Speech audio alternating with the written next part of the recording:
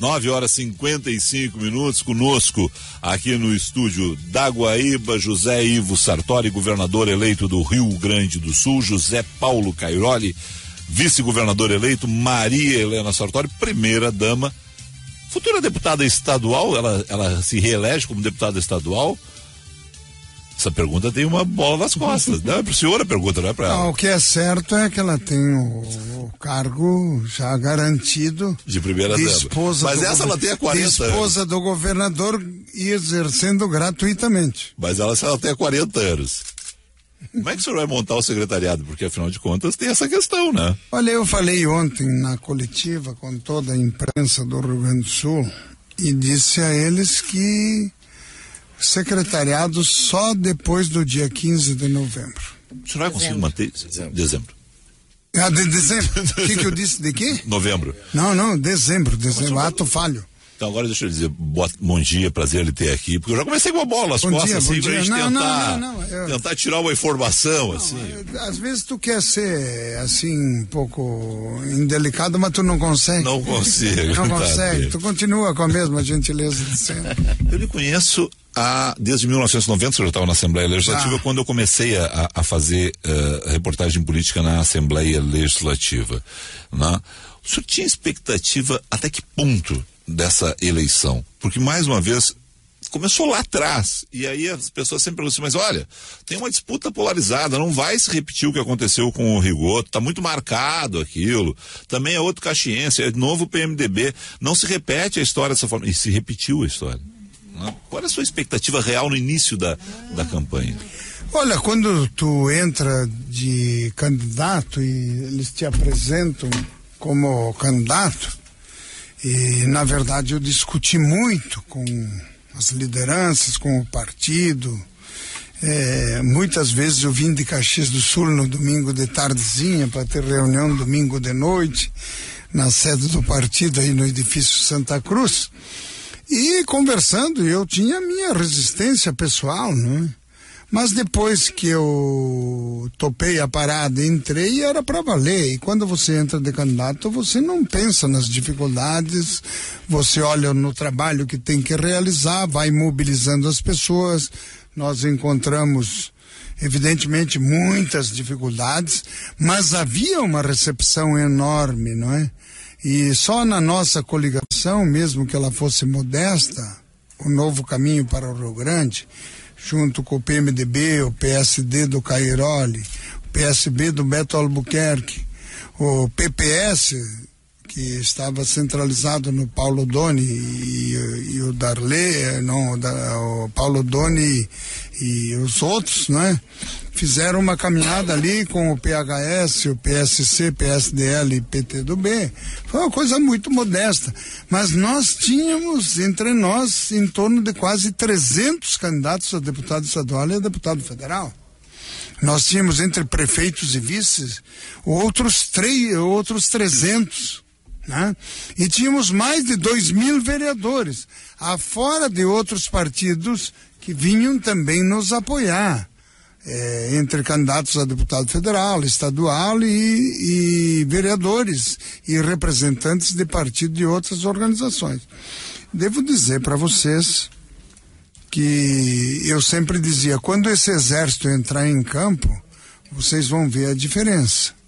E acho que foi isso que aconteceu, programa de televisão bem feito, programa de rádio bem realizado. Conversava há pouco com o Marcos Martinelli sobre isso. Imprensa, mas é o Mota, é o Fuscaldo, é o Tadeu e as outras pessoas que também escreviam e que vi todos eles, o conjunto todo, não Marcos evidentemente tem um grande mérito nisso, mas também no final da entrevista dele deixou bem claro, não se faz campanha sozinho, não. Ele agradeceu, acho, todo mundo que ele foi lembrando, porque ele também estava falando de cabeça, mas ele foi lembrando e foi falando ao longo da entrevista. E nessa caminhada aí toda, eu dizia, quando esse exército entrar em campo,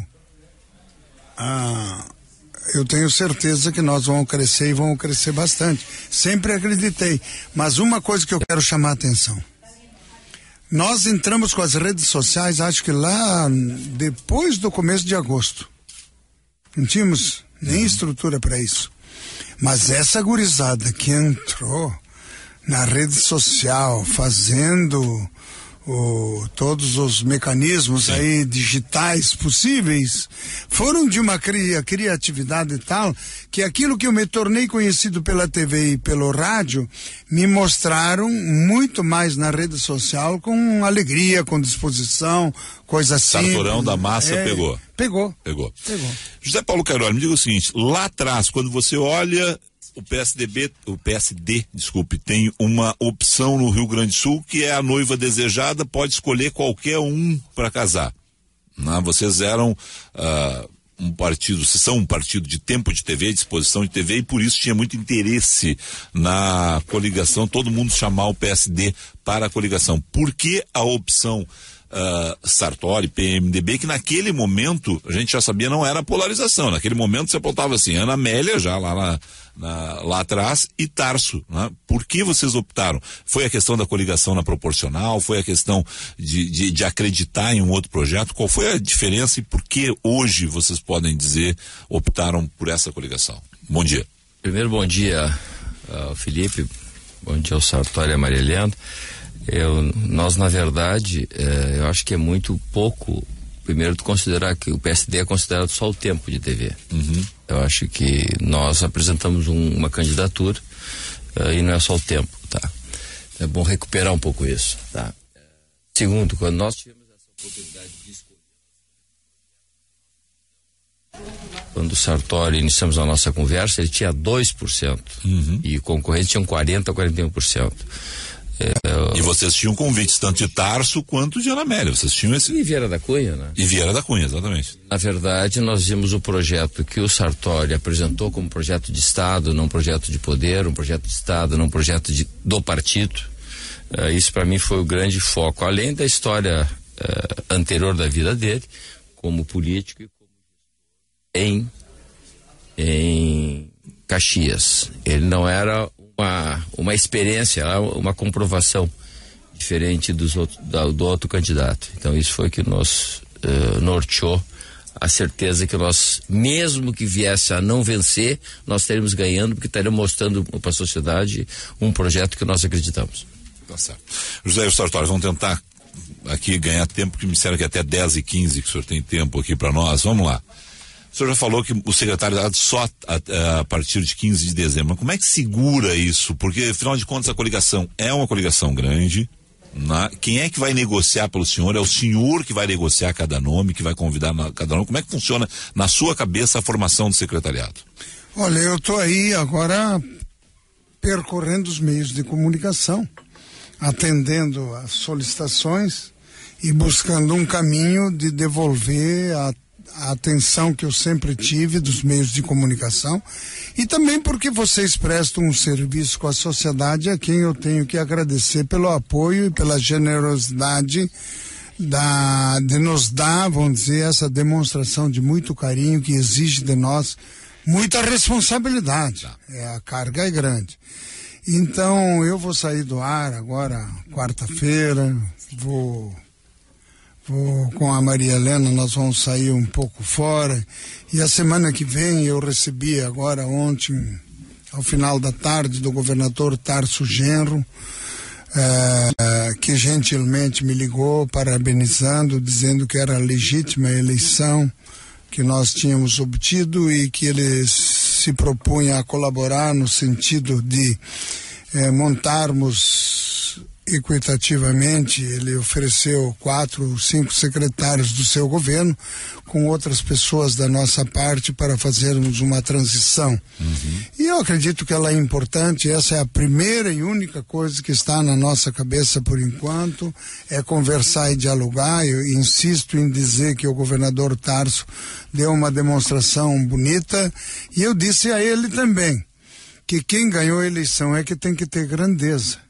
E eu aceitava isso de bom grado, importante para nós, vai ser uma boa demonstração política de amabilidade, de respeito e da tradição que a política do Rio Grande do Sul exige de todos nós. E aí então vamos começar a fazer a discussão e o debate sobre a estrutura do Estado, sobre as questões pendentes, o que existe, o que não existe, mas quero deixar bem claro aqui. O governador do Rio Grande do Sul se chama Tarso Genro. E ele, institucional e política, e pelo meu respeito, ele é o governador dos gaúchos até o dia que ele transmitiu o cargo, no dia 1º de janeiro. Então isso tem que ficar bem claro para todo mundo, para todas as pessoas, de que nós não vamos usurpar o poder que ele conquistou legitimamente nas urnas em 2010. São 24 deputados estaduais na Assembleia Legislativa, o senhor precisa de mais 3 para ter a maioria, mais 4 para ter a maioria na casa e aprovar o mínimo de projetos. Como é que o senhor busca esses deputados? Olha, em primeiro lugar, eu acho que todo mundo sabe, eu governei, por exemplo, Caxias durante 8 anos, tinha maioria, tinha 11 vereadores a 6, mas sempre que o interesse de Caxias e o interesse da sociedade caxiense, eu tive o apoio de todos os partidos. Então isso não está colocado numa cota que tem que colocar aqui, ou colocar lá, ou colocar num outro lugar. O mais importante de tudo é saber que legitimamente a gente tem condições, sim, através do diálogo, do entendimento, independentemente de outra realidade, de obter aquilo que é importante para a transformação e a mudança de algumas questões na vida social, econômica, administrativa do Rio Grande do Sul. Eu não sei se o senhor é contra ou a favor da reeleição. Eu sei que quando o senhor sentar na cadeira no Palácio Piratini de governador de estado, dia 1º de janeiro de 2015, nós já vamos começar, infelizmente, nesse sistema brasileiro, a pensar na sua reeleição e quem são os opositores nesses 4 anos. Como é que funciona isso na sua cabeça? O senhor é contra, a favor? E essa situação da gente já começar a pensar em 2018, porque a gente não para, infelizmente. Olha, eu vou dizer assim, talvez seja um pouco prolixo até, mas o Eduardo Campos foi o primeiro que manifestou o desejo de fazer uma reforma política no país. Certo. Infelizmente ele faleceu. A Marina continuou, o Aécio continuou. E vi também, acompanhando os debates, que a presidenta Dilma se comprometeu ontem no discurso dela. Exato, eu acho que isso é positivo, porque não sai reforma político-partidária eleitoral se o governo não assumir. E o Congresso sempre acompanha aquilo que o governo deseja. Isso é o mais importante. Assim é com a reforma tributária e assim é com o federalismo brasileiro. Então eu fico contente de ver isso aí. Eu, pessoalmente, acho que tem algumas coisas essenciais. E acho que a reeleição já é uma prática que está se esgotando no país. Acho que até ela pode ter sido importante até aqui. De lá para diante tem que ser diferente. Outra questão, as coligações nas proporcionais acho que não deveria existir, e deve existir aquilo que já foi votado no país e depois se voltou atrás, que foi justamente as cláusulas de barreira, para que os partidos tenham desempenho qualificado perante a aceitação ou não da população. E por outro, pessoalmente, não me anima nenhum projeto de reeleição. Eu tenho que procurar, junto com a equipe, junto com todo mundo, construir um governo que seja realmente responsável. O senhor não sentou na cadeira e já tem gente dizendo, olha, mas em 2018 ele vai enfrentar fulano, ciclano, Tarso pode ser candidato, Fortunati é candidato, Lazier pode ser candidato. Quer dizer, o senhor não sentou na cadeira ainda e, infelizmente, em função desse negócio de reeleição, se passam esses 4 anos sendo pressionados. Eu já vivi esse drama como prefeito, porque eu fui reeleito prefeito. Mas chegou lá no começo do ano de 2008, eu fiz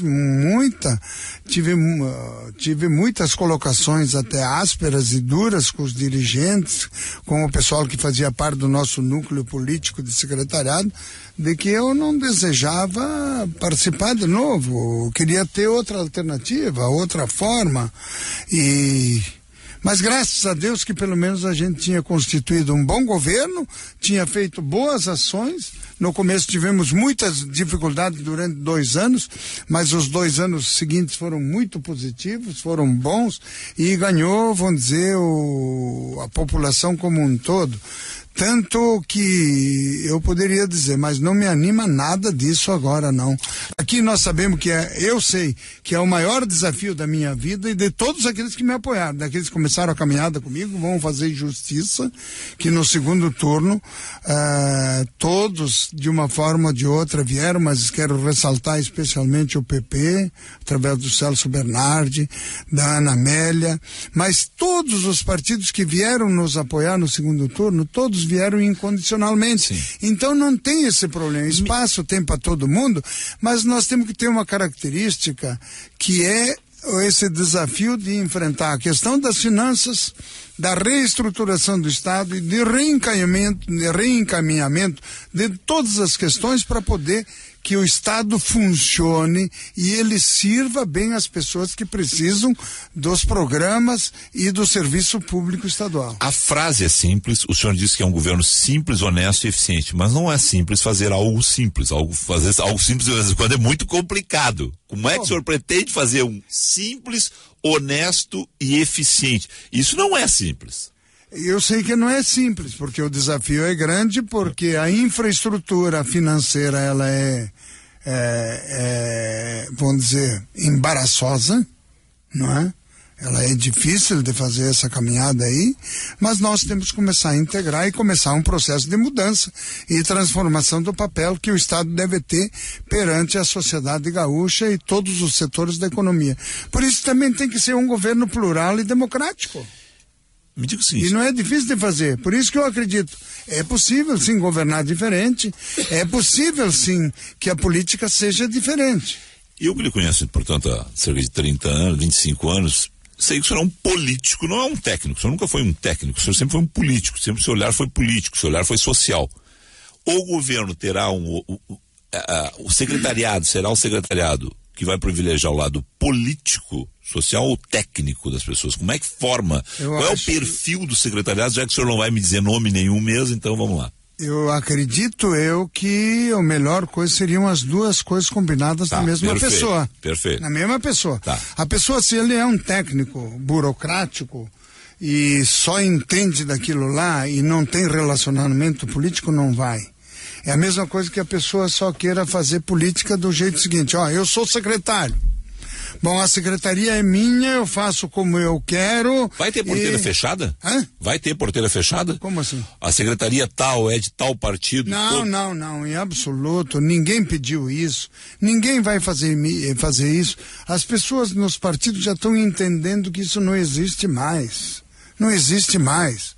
Então, se nós viemos para mudar, eu vi as dificuldades que o Tarso teve, eu vi as dificuldades que a Ieda teve, eu vi as dificuldades que o Rigoto teve, além das questões, vamos dizer, de clima, que o Rigoto pegou quase 3 safras inteiras de dificuldade, não é? Assim como outros governos também tiveram. Então a gente tem que respeitar esse passado e construir questões daqui para frente de uma forma nova. Se você me conhece há muito tempo, você sabe como é que eu sou. E eu sei que quando eu assumi a prefeitura de Caxias do Sul, tinha muita gente que dizia, mas esse cara só fez isso, só fez aquilo, foi vereador, foi deputado, não? Mesmo aqueles que tinham votado na gente, né? Mas de repente perceberam que mas é questão de organizar, estruturar, liderar um processo que me cabe.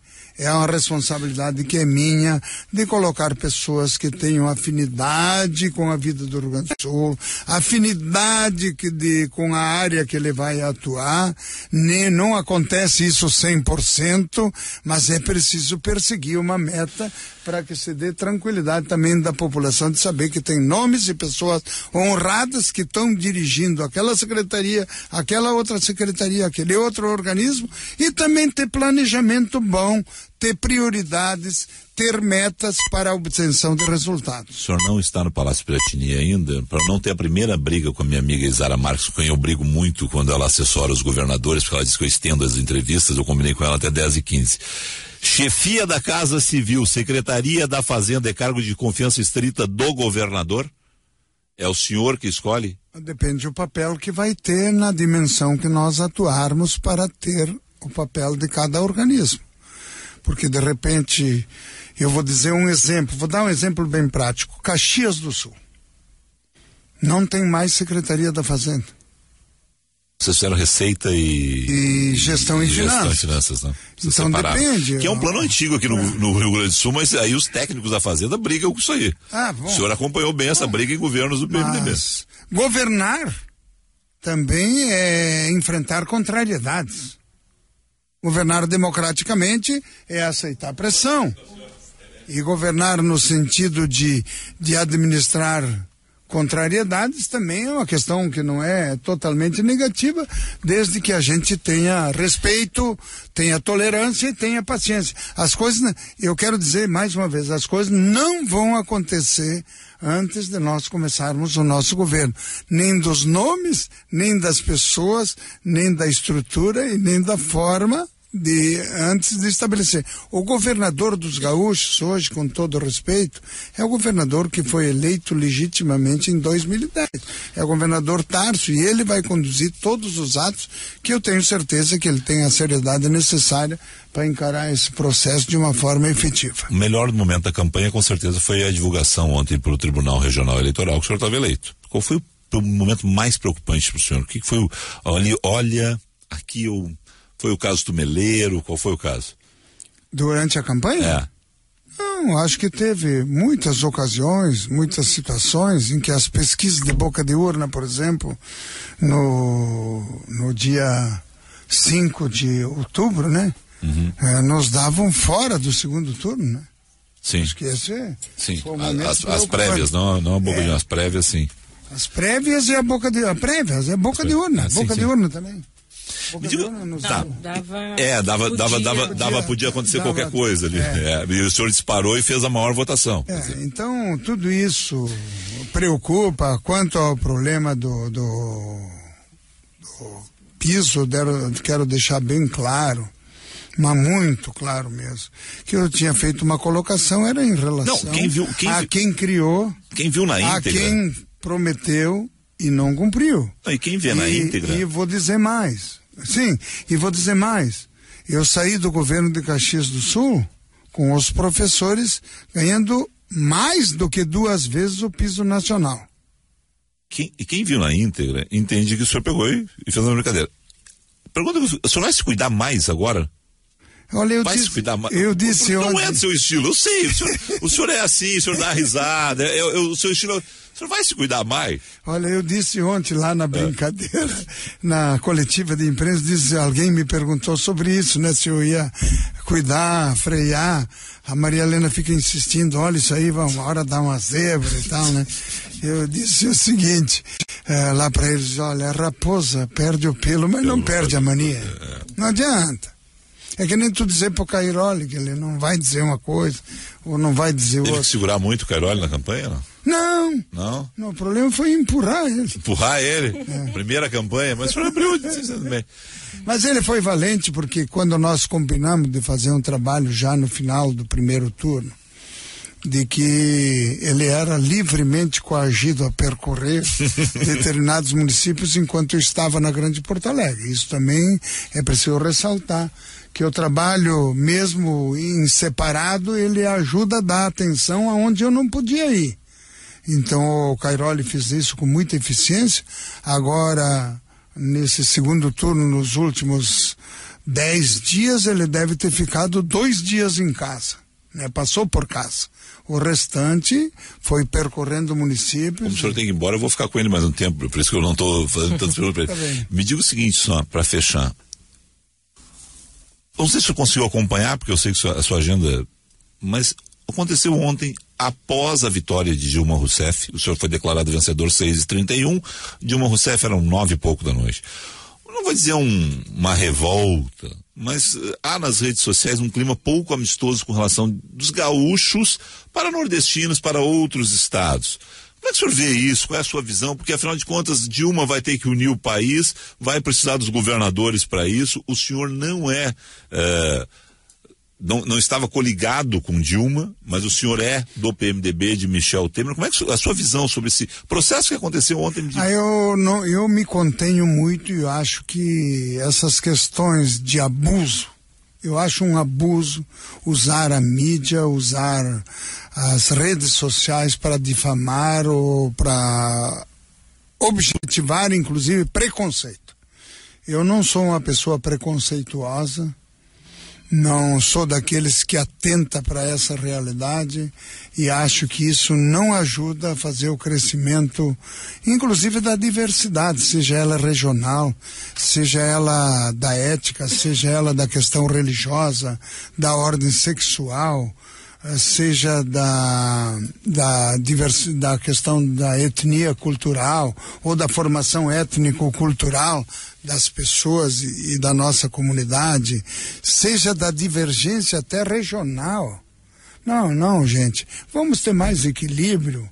Eleição é um momento e é uma ocasião. O que depois importa é que a gente tenha a capacidade de agregar, de unir e de somar, e não de dividir ou de separar. Foi o que eu disse aqui na abertura do programa. Olha, eu tenho que torcer por Sartori e por Dilma, porque é o seguinte, é o país que eu vivo, é o país que o meu filho vai crescer. Eu quero que o Rio Grande do Sul cresça, eu queria que crescesse com Tarso, queria que crescesse antes de Tarso com Ieda, antes de Ieda com Rigoto. Tem que ser assim. Nós vivemos no Rio Grande do Sul, nós vivemos o Brasil. Quer dizer, se é Fernando Henrique, é Fernando Henrique, se é Lula, é Lula, se é Dilma, é Dilma. A gente tem que torcer para crescer. Mas também isso é o reflexo, para não dar apenas para quem está colocando hoje, de coisas de lá de trás que vem vindo de desqualificar os outros. Bom. E aí também vem a resposta. Então, aqui tu planta e aqui tu colhe. Então é preciso plantar magnanimidade, plantar postura, plantar convivência e plantar respeito. Porque às vezes alguns perderam o respeito porque demonizaram os outros antes, e aí depois se recolhe também essa situação. Mas usar a mesma escada que outros usaram também não serve. José Sartori, obrigado pela sua presença ao vivo nos estúdios da Guaíba. Um bom descanso a partir de quarta-feira, né?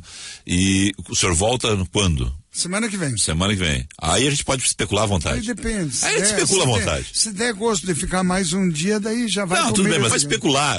Agora vem a fase boa. Ligar para Isara às 3 da manhã e perguntar assim, mas o secretário é aquele mesmo? Tu acha que é o João ou o Pedro? Tu acha que é a Maria ou... Vou dizer Maria ou ele? Não, essa não. A Neuza ou a Maria. Aí vem a fase boa de voltar ao governo. A imprensa especulando, é uma maravilha.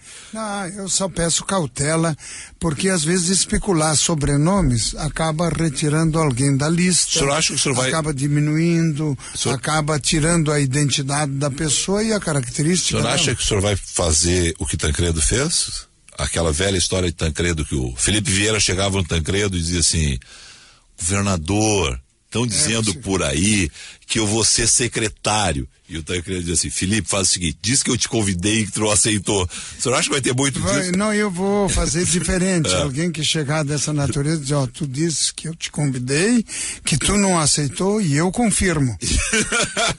Tá bom, obrigado ao senhor, um bom dia de trabalho. Uma boa semana para todos.